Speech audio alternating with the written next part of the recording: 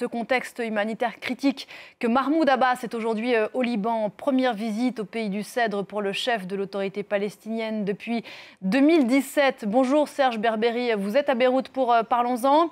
Mahmoud Abbas va discuter avec les autorités libanaises du sort des 250 000 réfugiés palestiniens qui vivent aujourd'hui au Liban et pour beaucoup dans des conditions très compliquées.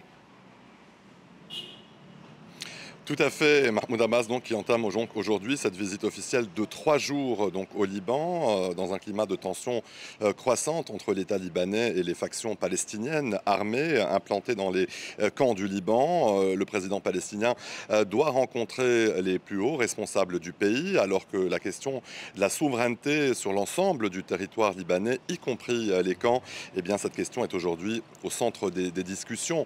Le président Aoun a récemment affiché sa volonté de retirer les armes illégales de tout le territoire national, les armes du Hezbollah ainsi que les armes dans les camps palestiniens.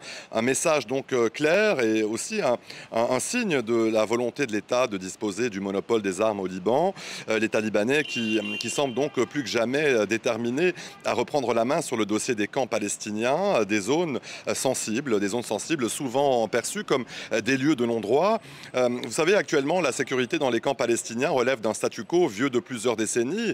Les factions armées palestiniennes assurent le contrôle dans les camps et l'armée libanaise n'y entre qu'exceptionnellement, donc en vertu d'un accord tacite. Mais les tensions armées dans les camps, les luttes de pouvoir entre les groupes rivaux et les tirs de roquettes, donc les récents tirs de roquettes contre Israël, revendiqués par le djihad islamique et les brigades Al-Qassam durant la guerre entre Israël et le Hezbollah, eh bien, toute cette situation a poussé les autorités libanaises à repenser donc cet équilibre, un équilibre fragile, à l'heure où le Liban est appelé à mettre en œuvre les résolutions internationales et aussi les accords, donc ces accords qui appellent notamment au désarmement de tous les groupes armés au Liban.